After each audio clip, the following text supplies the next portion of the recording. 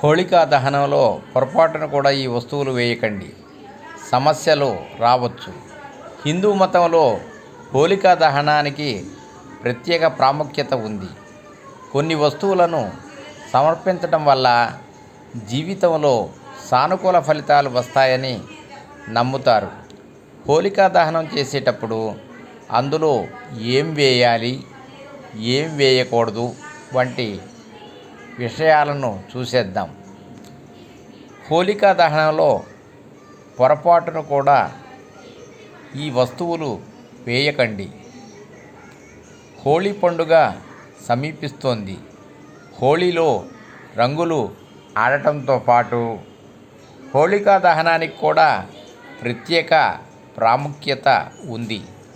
ప్రతి సంవత్సరం పాల్గొన శుక్లపక్షము పౌర్ణమి రోజున హోళికా దహనాన్ని నిర్వహిస్తారు.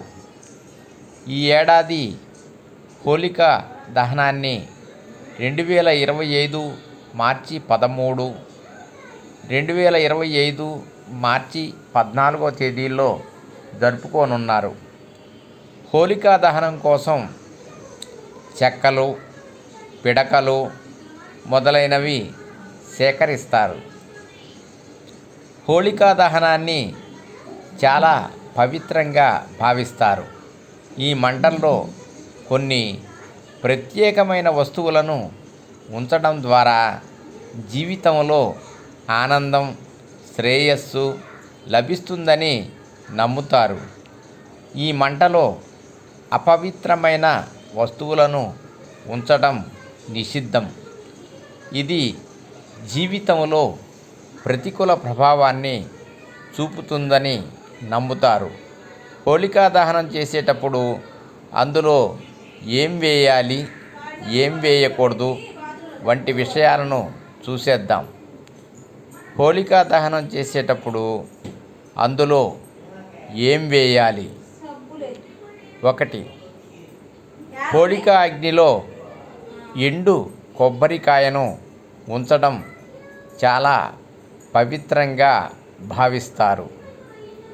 2. ఈ మంటల్లో అక్షింతలు, తాజా పువ్వులను సమర్పించాలి. 3. వేప ఆకులు, కర్పూరం కూడా ఈ అగ్నిలో సమర్పించాలి. 4. ఈ మంటల్లో నెయ్యిలో నానబెట్టిన తమలపాకులు సమర్పించాలి. 5. వెండి లేదా రాగి కలశం నుండి నీరు, రంగులు సమర్పించాలి. 6. పసుపు, ఆవు పేడను హోళికా మంటల్లో సమర్పించాలి. హోళికా మంటలో ఏం వేయకూడదు? 1. హోళికా మంటలో కొబ్బరికాయను నీటితో సమర్పించవద్దు. ఎండు కొబ్బరిని మాత్రమే సమర్పించాలి. నీళ్లతో కూడిన కొబ్బరిని సమర్పించటం వల్ల జాతకంలో చంద్రుని స్థానం దెబ్బతింటుందని, జాతకుడు జీవితంలో అనేక ఇబ్బందులను ఎదుర్కోవాల్సి వస్తుందని నమ్ముతారు. 2. మంచాలు, సోఫాలు మొదలైన పాత వస్తువులను ఈ మంటల్లో ఉంచకూడదు. ఇలా చేయటం వల్ల శని, రాహు, కేతువులు అశుభ ఫలితాలను పొందుతారని నమ్ముతారు. 3.